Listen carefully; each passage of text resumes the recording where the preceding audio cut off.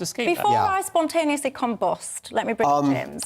Yeah, well, first of all, congratulations to GB News for raising this issue, which has been pretty much covered up by the media for the last 2 years. The media seems to have acted in cahoots with the government. OK, partly it's been frightened by Ofcom regulations, but mainly the media has been bribed to push these experimental gene therapies, which have been rushed out, which haven't been given proper safety testing. And I find it extraordinary, given that everyone in the country now knows somebody who has suffered vaccine injuries of some kind. I know people who've lost relatives. I know people who've suffered all manner of, myocarditis and stuff. And 2 out of 3 panellists are still defending the government's line.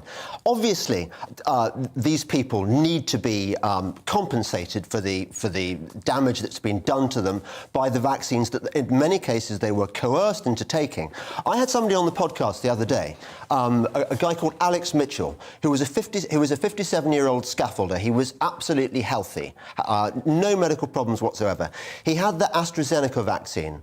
They're not even vaccines. Within 4 days, he suffered blood clots and had to go in for emergency surgery. The surgical team thought he was going to die. In the end, he survived. Just a week later, he had to have a leg amputated. I spoke to him about the vaccine compensation, which is, as you know, you get maximum of £120,000. Imagine that, for losing your leg, the maximum you can get is £120,000.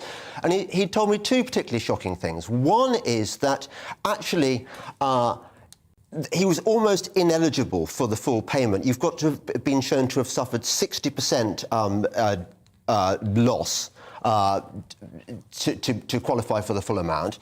And the second thing was he confirmed that nobody has been compensated. I suspect there is a reluctance on the part of the state to pay out because they know that by paying out these sums, it's going to crystallise in many people's minds that vaccine injury is a problem and it isn't going to go away. I think you're becoming very conspiratorial there, James. I mean, you predicted crystal ball gazing about what may or may not be going on. These are real people. Oh, absolutely. Are you just trying to dismiss them and act as the government spokeswoman? No, not for one Well, it sounds like it. And I'm not a government spokesperson, and I've never been accused of that before. A useful idiot, maybe. Well, let's let Joanna speak, if that's right. What I was going to say was that you seem to be second-guessing what's in the mind of the people who are running this compensation claim. You seem to be suggesting that they're deliberately withholding payments because if they did pay out, it would be somehow an admission of guilt or it would crystallise something in the public sphere. I'm saying it's outrageous that these payments haven't been made, but I'm saying it's cock-up rather than conspiracy, because as soon as we go down the path of saying it's conspiracy, you're really opening up all kinds of suggestions. I think you're going down a very dangerous path in saying that. I think it's possible to say people who've died or people who've been injured should be compensated without bringing in a whole heap of alarmism about the vaccine.